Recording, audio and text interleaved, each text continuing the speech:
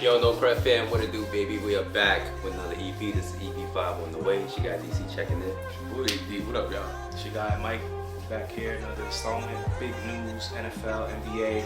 Yes. I know what's going on. Yes. About to dive into it. A whole lot of news has been dropping in this past week. Yes, we're gonna start off with basketball. Obviously, we got Sunday, NFL Sunday, Super Bowl Sunday, Super Bowl 59 between Kansas City and the Eagles. But we're gonna start with basketball, and we're gonna start with the biggest blockbuster trade. Everybody's been saying it. It's the biggest trade in history.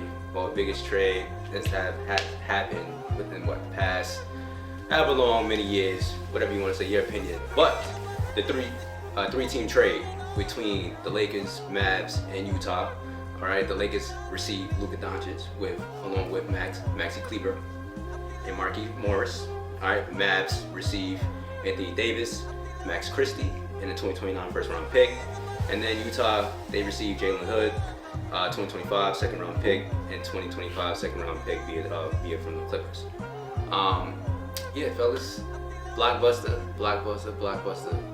How do we feel about this trade? Who won this trade? Who's the winner? Mavs, Lakers. Who? At the end of the day, playoff run, championship. What does it look like? Talk to me. What's up? So the real reason, y'all, we're gonna push out on this episode. The real reason Luka got traded, because he was fat. Because he was. Nah, I'm joking. That's part of the reason. I'm joking. Partially. Conditioning. That's what they both conditioning. But to answer your question, first, I was shocked. Like completely, utterly shocked. I did not think Luka would get traded this early in his career. Mm-hmm. But I guess a president, which I feel like the league had to step in, because it has to be president of like, you gotta come in the best shape. Two franchises are basically handicapped because their star players always hurt. Yes. Philly and New Orleans. Yes. So I feel like Mavs had a sense that they were in that case, and plus he was a defensive liability. But right now, how do we base this? We gotta come up with a criteria. How do we base who wins the trade? Is it a 5? Do we get a 5-year window? Like, what's the criteria to winning the trade? Championship. I understand that, but like for how long? Like, are we saying 10 years from now, Luka wins one chip, they win the trade? From the Mavs point of view, the Mavs, they want to win that. Right. From their front office, they were saying that defense win championships. That's what AD brings. Right. Top 5 or top 2 in the league. I would say number 1 in the league and defensive guy. Right. So they want to win now. So pair him with Kyrie, with Clay, and the rest of the team, the rest of the. I like it. I love that roster now. So I like it. I know you're not. It's championship. It's championship, right? I'm saying. I would say that's the criteria. So then we got to determine. So championship, yes, but I'm saying for how long? Because again, if 10 years from now Luka wins one, we're gonna look back and say he won the trade. Just, I guess they records after the trade, right? So like, say the Lakers were above 500, and then they acquired Luka. They finished the season under 500. The Mavs go on to be a top 4 team. You could say Dallas won the trade. Right. And to DC's point, one of their biggest flaws has been rim protection. They don't really have a true 5. They've been running Gafford and PJ Washington. Derek Lively is hurt. So they needed that paint presence. I mean, I don't know how you would judge it. I think a win for the Lakers is because now you have someone you can pass the keys off once LeBron hangs it up. You have a proven superstar, 5-time All-NBA. I mean, the guy is a walking bucket.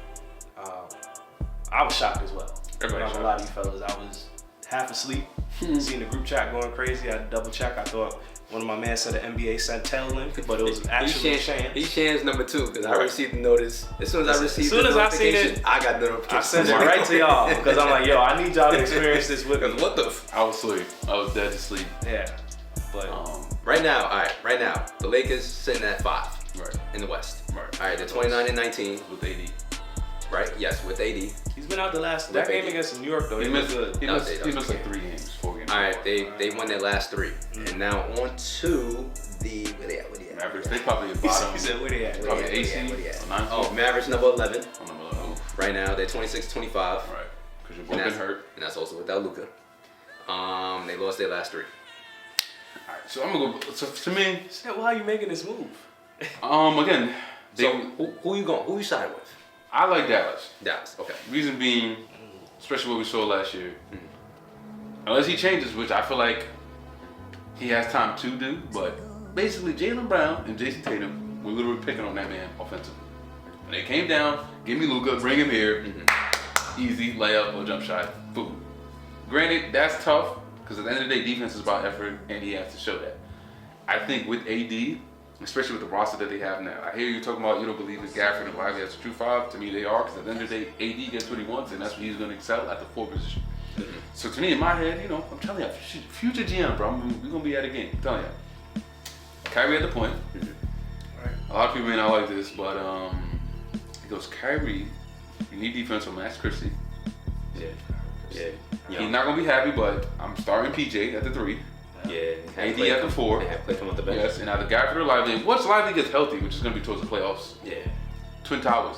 Yeah, I got the recipe to stop Jokic 1. Yes. Because now you have 2 guys going against him. Same thing with against the Timberwolves. I feel like it'll be also a matchup nightmare for the Lakers. Because then, Lakers best on-ball defender. Who gonna guard Kyrie? Reeves? Come on now, y'all not serious. Yeah, But Willie Kobe.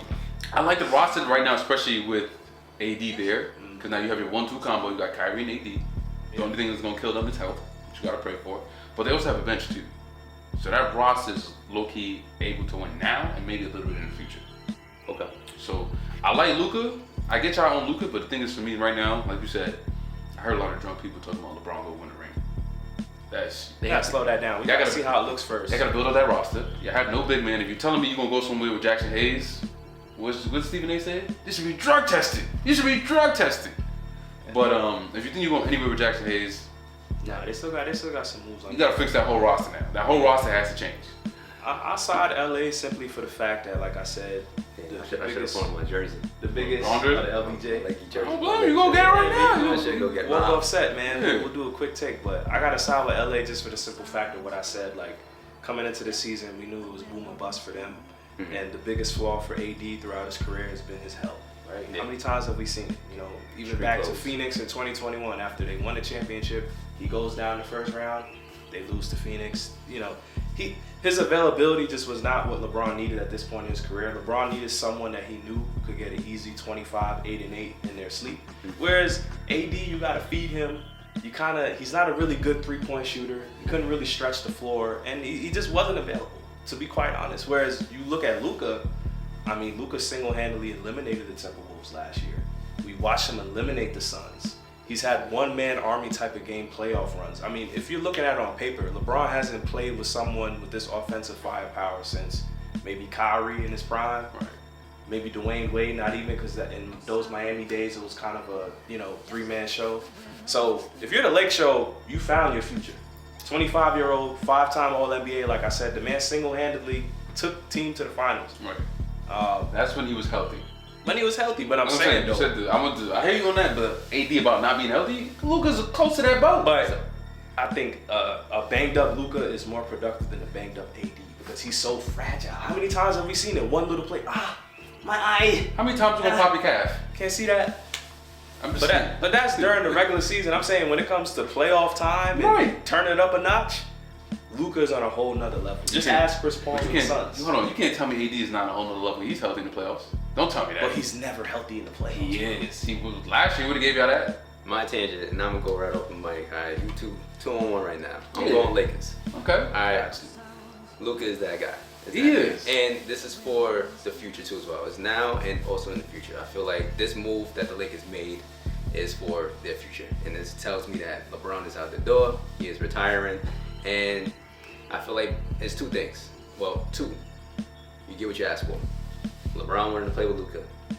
AD wanted to play the 4.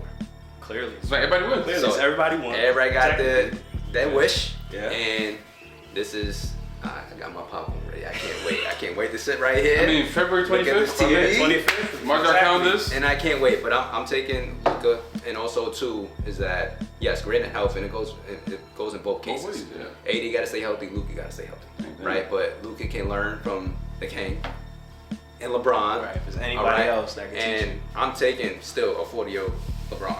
All right, a deep playoff run. I'm saying that right now because you have that guy in Luka who's an offensive arsenal. And yes, let's see. Maybe this year he start playing some defense. And that's the thing. Y'all have to hope. And that, on top of that, I know y'all a little bit hype right now. Everybody a little lit. Hold on. ain't no little hype, bro. Little hype. because y'all not focusing. That's the thing. And I just want to add this too. This is the last thing. They gotta go get a center.